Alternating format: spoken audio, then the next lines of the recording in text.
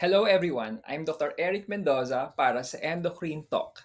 Para sa segment na ito, pag-uusapan natin ang uric acid.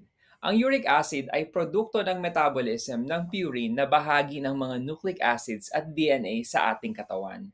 Kapag labis ang taas ng uric acid, maaaring magkaroon ng mga sumusunod. Una, acute gout attack or masakit na uri ng arthritis.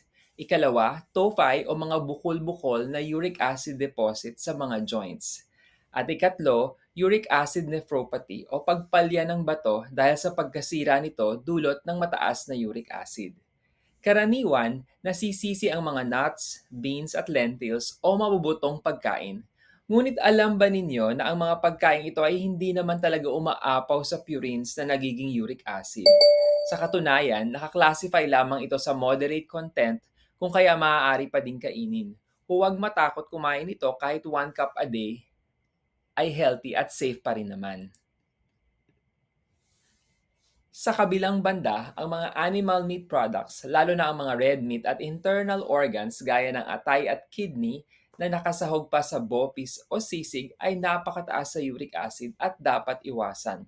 Masustansya ang mga isda dahil mayaman sila sa omega-3 pero ang labis na pagkain nito, lalo na ang mga maliliit na isda gaya ng dilis ay mataas din sa uric acid kung kaya't dapat katamtaman lamang ang pagkain. Ngunit ano pa nga ba ang mataas sa uric acid na hindi natin masyadong pinapansin?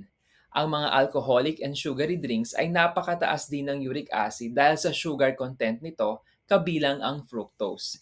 Kaya nga nagkakaroon ng acute gout attack matapos uminom ng labis na alak o lumaklap ng soft drinks.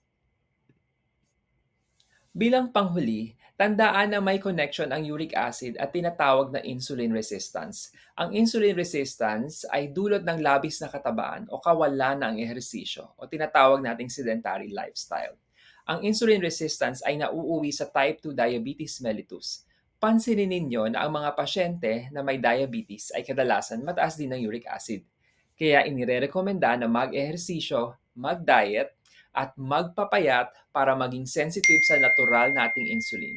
May iwasan din ang diabetes at bababa din ang uric acid. Watch more of our health educational and promotional videos. Have a balanced life and balanced hormones.